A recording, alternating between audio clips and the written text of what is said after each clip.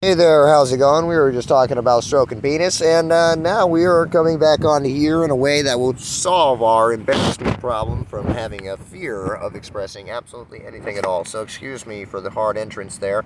Love you all. How's it going? We're going to set this thing up. Good to see everybody again. It's been a little while. Um, we haven't really talked in a big way. I've been kind of iffy about the viewers, I have to say. We've been moving through all kinds of energy, like I told you all before in another video. Miss Ray here had herself. I'm just trying to figure out what kind of weird metal this is and why it's here. Yeah, I was wondering about that. It's interesting. It looks like stone on this side, but on this side it must be metal. It's kind of interesting. Maybe the ground formed into it in some way. It's just mud caked on metal and like hardened. And a weird cellular object in there. Anyways, pretty cool.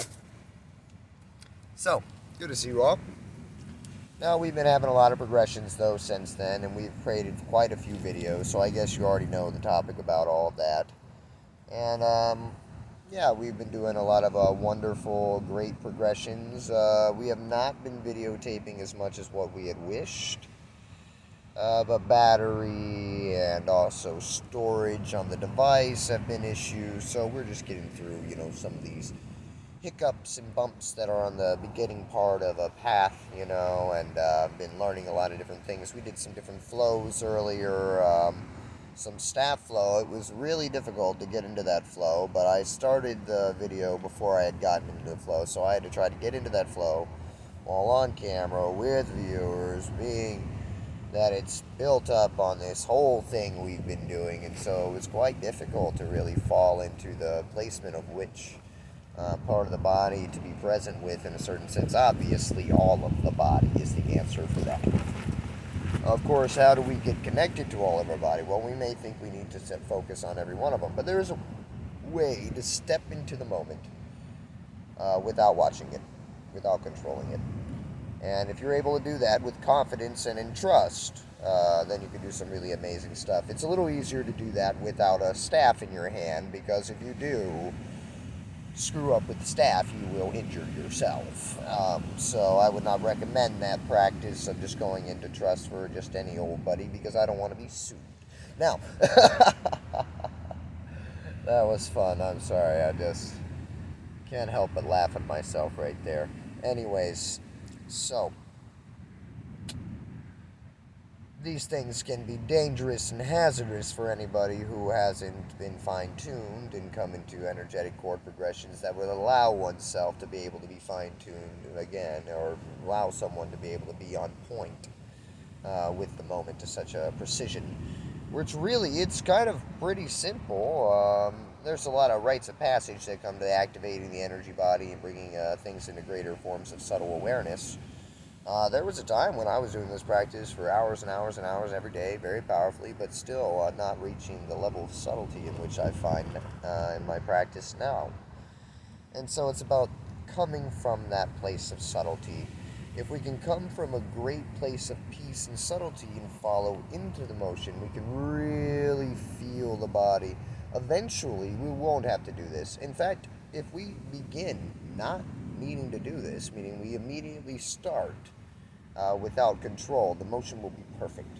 Now, these are motions that are not going to be sufficient for the taking down of another individual. The dominating of another individual will not really work with this type of momentum style, because this is a non-dualistic focus. The way to embody formlessness and non-control of the moment in this subtle frequency of following of the breath and tuning to the breath in the present moment through the breath, through the heart, which is the breath in a sense, the way in which it communicates simultaneously with all of existence in a manner. And without the surrender to the dynamics that hold the structure of this limitless, formless space, you will be then subject to reverberations of energy that will be reflected at you directly in a really huge manner. Maybe it is that you're able to dominate another individual I would say that it is unlikely, the possibility of this, because it takes such a formlessness that when you bounce into such a polarity that leaves the center frequency, the center line, wherever you are, no matter the strange pattern you're in, you're on a strange center line with it, not left or right, not in attack or defense, just in this amazing subtle surrender that's still a doing, but it's a non-doing. It's a non-control falling that is extremely balanced and articulated and harmonized and precise. So you're not giving too much to the moment, or you might go a little over. And if you give a little too little, then you might, of course, be overcome by the moment. And so it's a thing of... But if you get in between those things, if you surrender away from those things into a non-dualistic focus, you will be able to non-dual, not control, and step into the moment without any kind of observational focus that constricts or limits the ability for you to then appear or watch or observe or witness yourself in formlessness and a limitlessness that was previously thought to be impossible and previously believed incapable for any human being or any being to exist in such a manner. This can happen instantaneously. Now, this is not something that is easy to happen in a certain sense to hyperdimensional frequencies. Depending on the realm of harmony it would be in for you and the beings around you. If you are able to superweave limitlessly, it's more that when you enter into one of these flows around other individuals, you will simply fall into the pattern that harmonizes for that specific space. And if you want to reach higher dimensional patternings, you may wish to find a place that provides you such levels of spaciousness, perhaps beings that have a level of awareness to a heightened level and degree that can rise to that level and frequency, allowing you then the space to do so without causing harm or a force upon reality to accelerate faster than what it is capable due to the level of circuitry dynamic it's working with in the geometries of its being in its time, due to the karmas of its life which are forming it in that moment, this moment, or any moment that we happen to be a part of. And so that's also with these teachings. There's usually a slower beginning and then a harder open. It's kind of like the slower beginning is like a key or algorithmic pattern or code that sets up a barrier or a wall. It kind of happens on its own, to where anybody in their judgments on the day of watching these particular teachings will get turned off by those types of things, and also the many other things that are said here scripturally inside the text that you're reading by hearing. It's really amazing the way that people can be turned off by just the most subtle nuances, subtle of expressions. There's the littlest of gestures can throw things off, and also the patterns aren't really able to be misused, as it turns out, again, as we've spoken just previous and hadn't gone to the full conclusion of the cycle of the speaking, which is why I guess we're here now, stumbling into the exact accuracy of center moment frequency just by accidentally being, authentically expressing and watching it and trusting it, allowing it, and just kind of being it, obviously. And so instead of forcing or doing or imposing some kind of control, manipulation, or will due to observational potential, believing that we have the ability to ride a greater intelligence than that which is all of consciousness, for myself, I surrender to all that is. Some people would call it God. I would call it consciousness, and many other things in which to conclude something that has no actual ability to be bound by name singularly, but it can be quite well described accurately and specifically as to what is its functioning in the formlessness of its nature, as we can describe it to have a law we call impermanence. If I were to be able to articulate to you the other two laws, then I would do so, and that's the Buddhist laws. But for me, I agree with the law of impermanence, to where I say it doesn't have to be a Buddhist thought or theory. It's one that's even in physics as chaos, the laws of chaos, that everything that has come to order will return to chaos, and perhaps to order again. Now, that's not the law of impermanence that I'm talking about in a certain sense, but in a certain sense it is as well. As all form changes, so even that breaking down of order into a chaotic form would then be formed back into perhaps an orderly form, changing form again and again and again and again and again.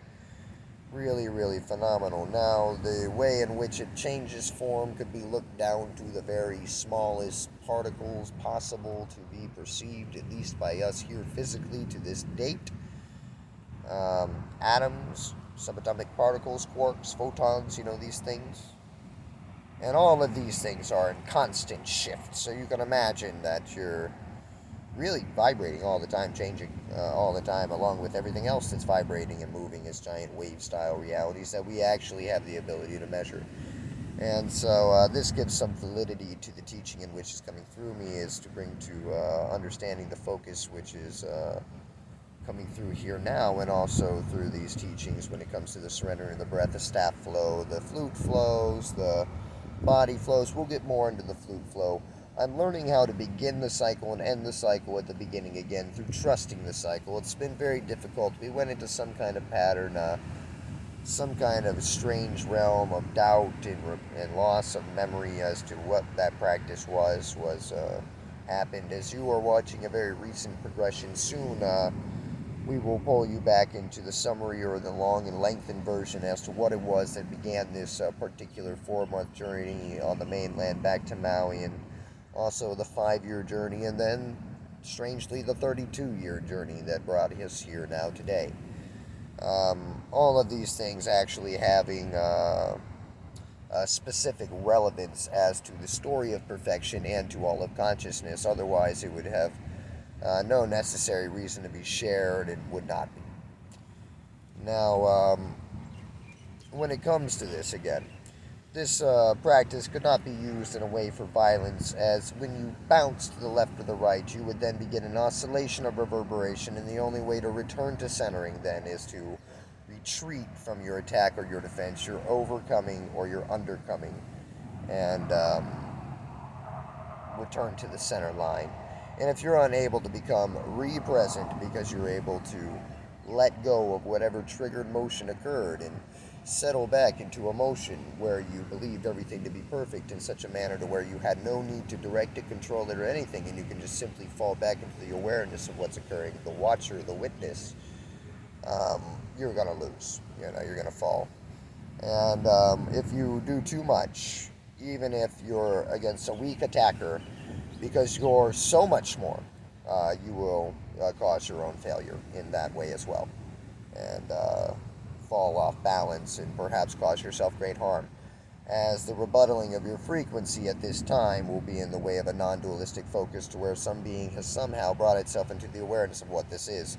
And being in that awareness brings a realm of responsibility, and also an amazing realm of intelligent awareness that will show you very accurately why something is occurring. And because you can understand the why of a karmic backlash, you can receive it instantaneously and harshly in a manner that will refine your energy and will get you to stray yourself for compassion and love for yourself and all beings towards that skillful beings, which will no longer loop that frequency.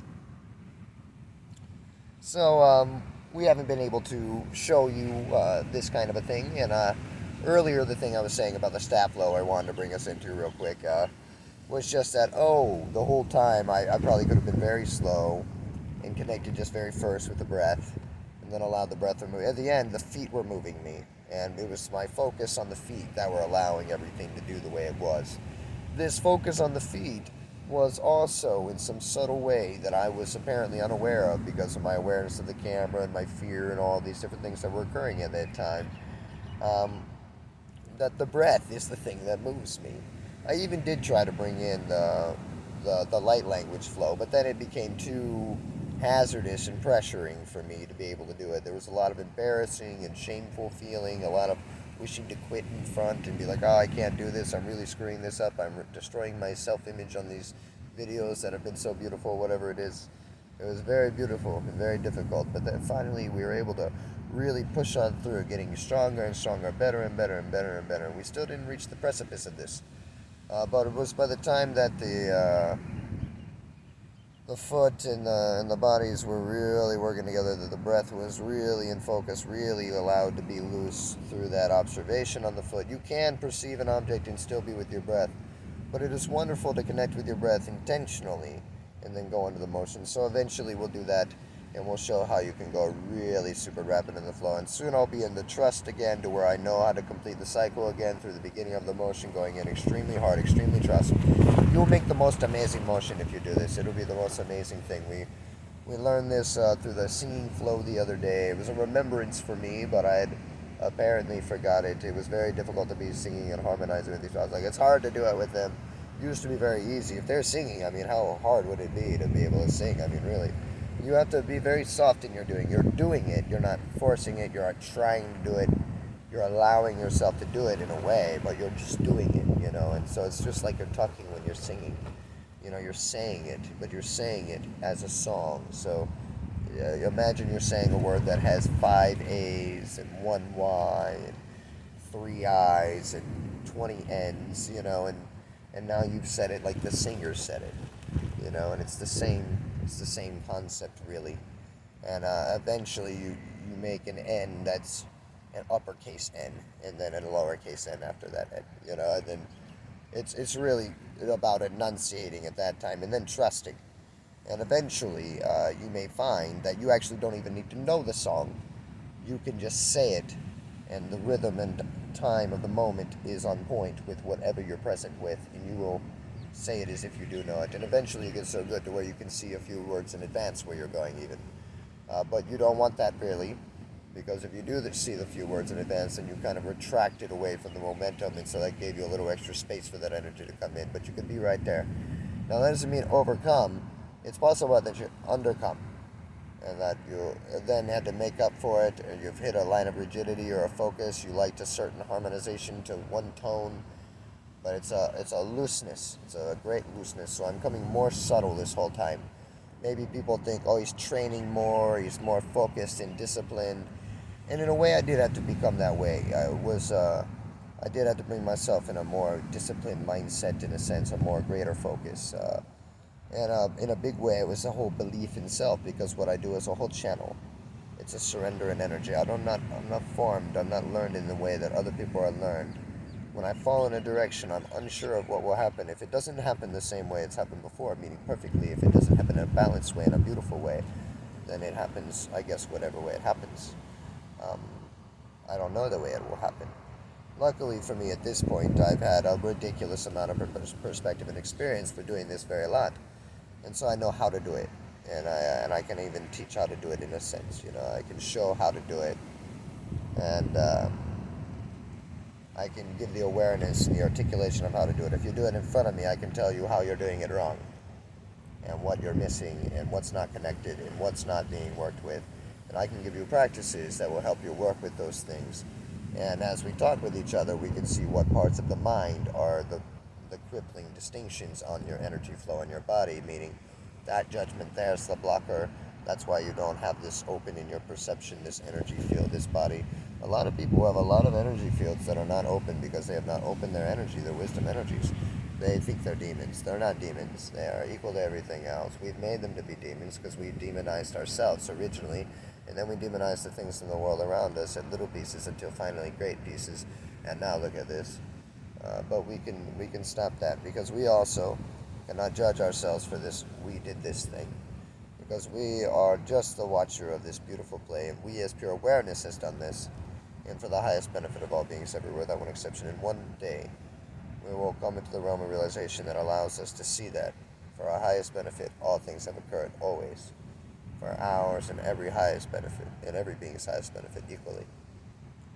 So we haven't brought you into a lot of the flow that she's been doing. I told you we would do every channel with her, but we also said loosely that, you know, she doesn't have to, she doesn't need to. And so she's been spinning her staff some, and we have done some flow. I'm not on the camera. We didn't have battery. We didn't have this. We did a flow just earlier, just right here, after I sang to her this beautiful song channel. And we did a beautiful flow. I'm sorry, I had something happen with my voice where I was thinking, is my voice My voice, it sounds weird to me right now. I feel like my voice is like less of a voice right now. I wanted it to be a big, powerful voice, like those videos we just watched from me when I was in Sedona. I was like, hey, my voice was all strong. I was cool then. Where's my strong voice? Why am I not confident anymore? Am I not a confident man? And I guess I'm not moving around as much. Whoa! But I mean, I can't really force myself to do anything either. You see, when I did that, it was like a lot. It was like to keep doing that was going to take so much momentum, so much. I was going to become exhausted. I was going to become tired. I just did an hour step flow. She said I looked refreshed when she first saw me. She was surprised. You know, it wasn't a full hour. It was 51 minutes. It was a very short amount of time. It was very short. I was just barely getting into it, but there was so much pressure on the camera because of all this. And like I said, I did not connect to my breath. And I also didn't connect to the light language. And so these were two uncompetencies in a certain sense. But I did not plan to go out there and connect to the light language on the channel today. I just wanted to tape it because it was getting better yesterday. I was amazing. And so I was like, today it's going to be super amazing. So let's tip it. Get some good taping in while she was gone. She was gone for 46 minutes. I just talked to her. She was just at the store. It took her an hour to walk 2 blocks. It's crazy. Anyway, doesn't matter. I don't know what she's doing. I said she's sucking dick out there. No, I'm just kidding. She'd never do that. She's a most wonderful, beautiful, blessed person. We make terrible, harsh, sexual comments and jokes to open up expression. That we're able to speak anything without reserve. Because that's the problem. You know, sometimes people come and they'll speak anything without reserve and dominate our consciousnesses. And if we can just say our things without any thought or any mind, meaning we allow ourselves to be unlimited in every way, that we can say anything possible, we'll always be able to harmonize to the moment in a manner that is for our highest benefit and also for theirs. And so that's really wonderful. It comes with a great strength and ferocity. I was very lucky to have a very open throat channel all my life. And so in some way we're able to help each other with these funny things. You may say, this is a wrong thing, how dare you, and this is where you lose the video. And the rest of people who don't care about what I said, they keep going with us. So no problem, we just keep going. And whoever doesn't like it, they just go away. And whoever can hang on, we keep going together. If you can, you can. If you cannot, then fuck you. No, I'm just kidding. I love you guys. We could say that in some sense, you know, we could say that, but I really don't mean it. Maybe fuck your ego, but also not, because it's pure awareness. It's just the existence of pure awareness. Everything is here, aquatimist. So really, we could say thank you in the truest sense. Thank you, my medicine teacher. I love you. Forgive me. I'm sorry. Thank you for everything. Thank you for helping me. Thank you for guiding me. Thank you for all you've ever done. And fuck you. Namaste, bitches. I love that. We gotta relieve ourselves from any worry or fear of expression. It's good that we came back into the flow earlier. I did not think that we would be talking this long. I'm kind of glad though, because I was really feeling like, where's my voice? I mean, where's my fucking big voice? Where's my strong voice? Where's this guy who speaks like he knows what he's doing? He's sure of himself. I mean, I also watched another video. It seemed pretty good. It was recent. You know, whatever.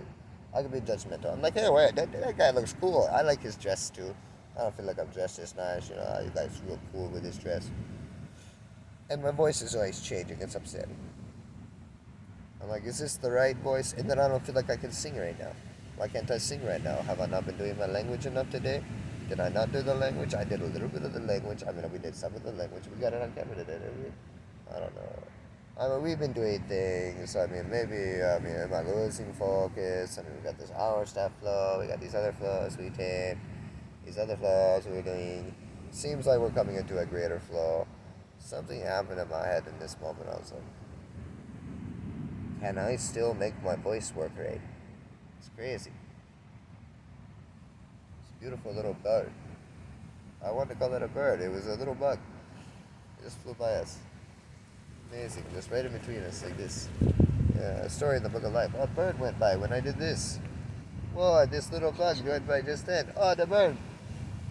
That spoke just then. Did you see? That was cool. Anything else? Is that all we got? Oh, hey, whoa, we got it again. Man, we probably follow that stuff forever. It's odd. Jeez, it's too much stimuli. It's gonna make me move everywhere. Oh, amazing. You know, just letting yourself move everywhere for the moment. Just by observing it. Oh, look at me. What's happening? The wind, it's rocking me. Whoa. Anyways. So we'll show you how very fast you get into these things. I'm glad that it actually happened, these patterns of articulation. We need these things, you know. We need to show different parts of the journey. I've been talking to her. You know, we missed some of the flow, my progression. So, in some way, I put us in a place where I wasn't feeling very confident on the camera, and so we got to see a big realm of progression still. You know, not bad. But we're coming to the breath, we're coming to the mouth, we're coming to the throat, and we'll show all these different things how to flow. You know, how to follow, how to trust, how to surrender. How it happens is that it goes when you go really under trust, no hesitation. That's the big deal. The less you hesitate, the more faith you have, you know. But also, when you do go in, that you go in with a set tone, you know. You don't go in and then you make another go in. You stay with where you've gone. And then you can add to that. You can add to that. You can add to that. You can add to that. It could have been good for me to get into my body flow some. Maybe there was something I was doing just previous before I did the step flow. It doesn't matter. It also gets me into my body flow, the step flow. And you can see on the end, on the step flow, where everything was really coming in really great, once finally releasing the foot in the gaze. But as I said, there was a certain focus on the breath that couldn't happen, and I'm aware of this focus. And eventually that focus fades into the rest too. But we'll be able to show you these focuses and how they bring a ridiculous fluidity to subtlety and through the dangerous activity of spinning a staff. I know, it's awful to me. I'm like, oh goodness, I hit my nose. You see that? I hit my nose right there. You might not have noticed. It's probably super noticeable, but maybe not. I don't know.